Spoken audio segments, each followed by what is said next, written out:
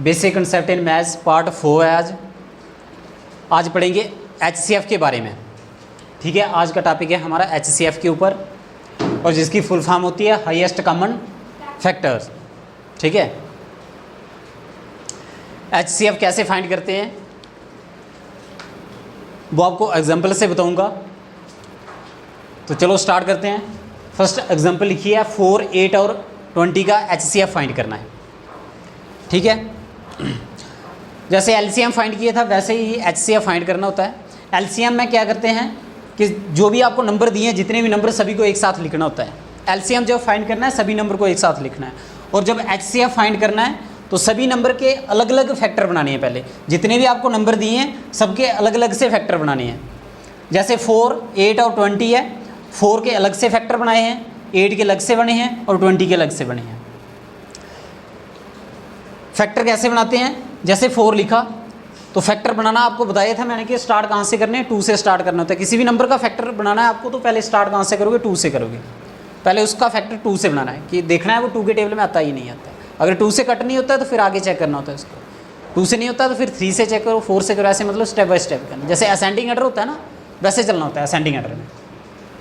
4 के फैक्टर बनाएंगे तो 4 2 के टेबल में आता है, ये 2 से कट हो जाएगा, 2 2 जाओगे 4, यहाँ पे 2 आ जाएगा, फिर 2 किसके टेबल में आएगा, 2 के आएगा, तो 2 1 जा 2।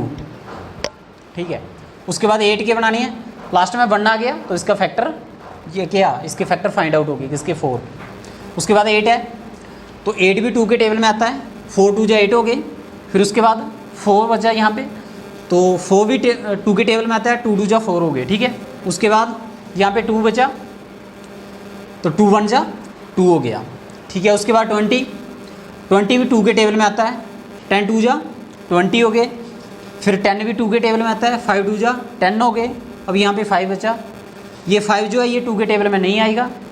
अगर 2 के टेबल में नहीं आता तो उसके बाद आगे चेक करना होता है उसके। जैसे 2 के बाद आता है 3, तो 3 के टेबल में भी 5 नहीं आता है। उसके बाद 4 के टेबल में भी 5 नहीं आता है, तो उसके बाद 5 के टेबल में 5 आता है, तो 5 1 जा 5 हो गया, 1 आ गया, इसका फैक्टर फाइंड आउट हो गया। ठीक है, इसका HCF फाइंड करना है। जो 4 के फैक्टर हैं वो लिखे हैं यहाँ पे, 2 2 और 1 आ गया। 8 के फैक्टर आगे 2 मल्टीप्लाई 2 मल्टीप्लाई 2 मल्टीप्लाई 1। 20 के फैक्टर आगे 2 मल्टीप्लाई 2 मल्टीप्लाई 5 मल्टीप्लाई 1। ठीक है, फाइंड क्या करना है, HCF फाइंड करना है। तो HCF कैसे फाइंड करते हैं, HCF फाइंड करना है 4, 8 और 20 का। HCF वो होता है जो सभी में कॉमन आता है। जैसे इसमें एक 2 है, इसमें भी एक 2 है और इसमें भी 2 है।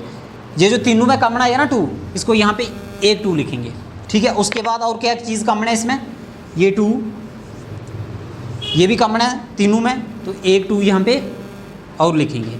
जो भी तीनों में कॉमन आती है ना चीज़, उसको एक बार ही लिखना होता है। जैसे इसमें ये 2 सभी में कॉमन था, ये 2 लिख दिया। उसके बाद एक 2, इसमें भी 2 है, इसमें भी है, इसमें भी है, सभी में कॉमन है ना, एक 2 और लिख दिया। उसके बाद 1 तो सभी में कॉमन होता है, 1 इसका सभी का फैक्टर होता है, तो ये आ गया 2 2 जा 4, 4 1 जा 4, ये इसका 4 क्या आ गया, HCF किसका, 4 8 और 20 का, जिसको बोलते हैं हम हाईएस्ट कॉमन फैक्टर। तो ऐसे HCF फाइंड करते हैं। एक और एग्जांपल बताते हैं, आपको पता चल रहा है, आपको देख रहे हो आगे। सेकंड एग्जांपल है 10 40 और 48। तो इसके भी अलग अलग से फैक्टर बनाए। मैंने आपको बताया ना, जब LCM फाइंड करना है तो सभी के एक साथ फैक्टर बनाना है। अगर LCM यहाँ पे LCM पूछा होता तो 10 40 और 48 को एक साथ लिखना था, तो सभी के एक साथ फैक्टर बनाने थे। HCF की बात है, जब हमें HCF फाइंड करना है तो अलग अलग से इनके फैक्टर बनाना पड़ेगी। पहले जैसे 10, तो सबसे पहले आपको पता ही है 2 से चेक करना है। 10 2 के टेबल में आता है, 5 2 जा 10 हो गए। फिर उसके बाद 5 2 के टेबल में नहीं आएगा, 3 के नहीं आएगा, 4 के नहीं आएगा, 5 के आएगा, तो 5 1 जा 5 होगी। उसके बाद 40 की बनानी है, 42 के टेबल में आएगा, 22 जा 40 हो गए। 22 के टेबल में आएगा, 10 2 जा 20 हो गए। फिर उसके बाद 10 2 के टेबल में आएगा, 5 2 जा 10 हो गए, और ये 5 अब 5 के टेबल में आएगा, तो 5 1 जा 5, 1 आ गया, फैक्टर फाइंड आउट हो गया इसका। उसके बाद 48 है, इसको भी क्या करेंगे, फैक्टर बनाएंगे इसके। 24 2 जा कितने होते हैं, 48। उसके बाद 12 2 जा 24, 6 2 जा 12, 3 2 जा 6। अब 3 2 के टेबल में नहीं आएगा, तो 3 1 जा 3 हो गया। ठीक है, जो 10 के फैक्टर बने वो हैं 2 5 और 1, 40 आगे 2 मल्टीप्लाई 2 मल्टीप्लाई 2 मल्टीप्लाई 2 मल्टीप्लाई 5 और 1। 48 के आगे 2 मल्टीप्लाई 2 मल्टीप्लाई 2 मल्टीप्लाई 2 मल्टीप्लाई 3 और मल्टीप्लाई 1। ठीक है, HCF फाइंड करना है इसका। HCF ऑफ किस किस का? 10, 40 एंड 48 का। तो आपको पता ही है इसमें क्या चीज़ देखनी होती है, जो सभी में कॉमन होती है। जैसे इन सभी में 2 2 कॉमन दिख रहा है ना, ये 2 सभी में कॉमन है, तो यहाँ पे जो चीज़ कॉमन होती है उसको A करके लिखते हैं, उसमें से एक चीज़ लेनी होती है।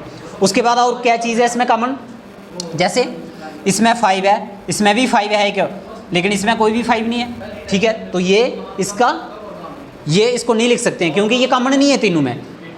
जो हमें लिखना है, जो इसका मतलब जो भी नंबर लिखना है ना, वो सभी में चाहिए। जैसे इसमें 2 था, सभी में 2 2 है तो लिख लिया। 5 इसमें भी है, इसमें है और इसमें नहीं है तो नहीं लिख सकते हैं। उसके बाद बाकी है ही नहीं कुछ भी, इसके पास आगे सिर्फ 1 बचा हुआ है, तो इसका मतलब 1 तो सभी में होता है, तो इसका मतलब इसमें क्या है, सिर्फ एक 2 ही कॉमन है और कोई भी चीज़ में कॉमन नहीं है। ठीक है, तो इसका HCF किसके बराबर आ जाएगा? 2 1 जा 2 के बराबर। मतलब HCF में वो चीज़ देखनी होती है, सबसे पहले क्या करना है, अलग अलग फैक्टर बनाने हैं सभी। जो भी आपको नंबर दिए हैं उनके सभी के फैक्टर बनाओ। फैक्टर बनाने के बाद देखो उनमें क्या क्या चीज़ कॉमन है। जो कॉमन है उनको, ठीक है, उनको जो कॉमन आते हैं उनमें उनको सेपरेट लिखो। जैसे इसमें 2 2 कॉमन थी तो एक बार ही लिखना होता है उसको, और सभी को कॉमन जो आते हैं उनको अलग से लिखो, सेपरेट लिखो, और उनको फिर उसके बाद मल्टीप्लाई कर दो, तो वो उसका क्या निकल गया? HCF फाइंड हो गया। ठीक है, मैं उम्मीद करता हूँ शायद आपको समझ आ गया होगा। अगर नहीं आए तो वीडियो बार बार देखना, और हो सके तो खुद भी कोशिश करना, एग्जाम्पल्स वगैरह खुद भी लिख के पे ट्राई करना। जितनी प्रैक्टिस करोगे उतना ज़्यादा आपको समझाएगा ये। तो